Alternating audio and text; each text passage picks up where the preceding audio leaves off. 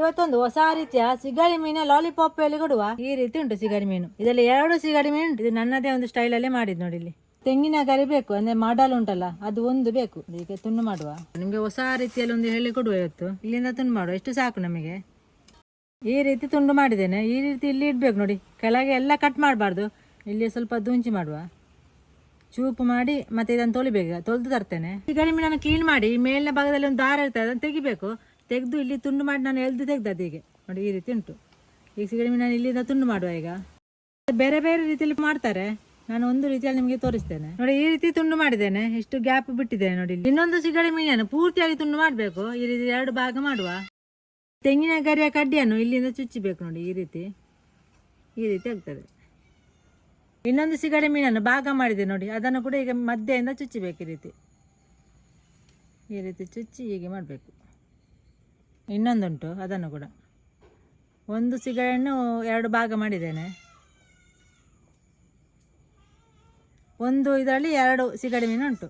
ಈ ರೀತಿ 5 ಹೆಸರು ಬೆಳ್ಳುಳ್ಳಿ, 4 ಇಂಚು ಶುಂಠಿ ನೋಡಿ, ಇಷ್ಟು ಸಾಕು. 3 ಹಸಿಮೆಣಸು, ಸ್ವಲ್ಪ ಖಾರ ಇದೆ 2 ಕೂಡ ಸಾಕಾಗ್ತದೆ. ಮತ್ತೆ ಸ್ವಲ್ಪ ಕೊತ್ತಂಬರಿ ಸೊಪ್ಪು. ಇದನ್ನು ಸ್ವಲ್ಪ ನೀರು ಹಾಕಿ ಗ್ರೈಂಡ್ ಮಾಡಿ ತರುವ. ಈ ರೀತಿ ಗ್ರೈಂಡ್ ಮಾಡಿದೆ ನೋಡಿ, ಸ್ವಲ್ಪ ತರಿಯಾಗಿ, ನೈಸ್ ಆಗಿಲ್ಲ. ಒಂದು ಮೊಟ್ಟೆ ಹಾಕುವ, ಒಂದು ನಿಂಬೆ ರಸ ಕೂಡ ಹಾಕುವ. ರುಚಿಗೆ ಬೇಕಾದಷ್ಟು ಉಪ್ಪು, ಅರ್ಧ ಚಮಚ ಅರಿಶಿನ ಹುಡಿ, 2 ಚಮಚ 2 ಜೋಡು ಮಸಾಲ. ನಿಮಗೆ ಬೇರೆ ಮಸಾಲ ಕೂಡ ಇದರ ಬದಲು ಹಾಕ್ಬಹುದು. ಈ ಮಸಾಲ ಹುಡಿ ನಾವೇ ಮನೆಯಲ್ಲಿ ಮಾಡಿದ್ದು, ಕೆಮಿಕಲ್ ಆಗಲಿ ಎಂತ ಕೂಡ ಇಲ್ಲ ಇದರಲ್ಲಿ. ಒಂದು 4 ಚಮಚ ಕಾರ್ನ್ಫ್ಲೋರ್, 4 ಚಮಚ ಮೈದಾ ಹುಡಿ ಒಟ್ಟಿಗೆ ಮಿಕ್ಸ್ ಮಾಡುವ. ಮಿಕ್ಸ್ ಮಾಡುವಾಗ ಮಸಾಲ ಇಲ್ಲಿ ಅದು ಸ್ವಲ್ಪ ತೆಳುವಾದ್ರೆ ಸ್ವಲ್ಪ ಮೈದಾವನ್ನು ಹಾಕಿದ್ರೆ ಆಯ್ತು, ಸ್ವಲ್ಪ ದಪ್ಪ ಆಗ್ತದೆ. ಸಿಗಡಿ ಮೀನನ್ನು ಈ ರೀತಿ ಹಾಕಿದ್ರೆ ಇದಕ್ಕೆ ಮಸಾಲ.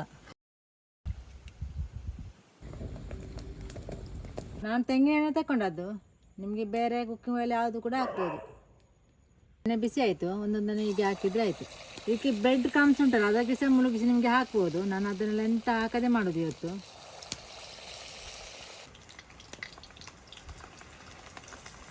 ಕಡಿಮೆ ಇರಲಿ, ಒಂದು 3-4 ನಿಮಿಷ ಫ್ರೈ ಆಗಲಿ.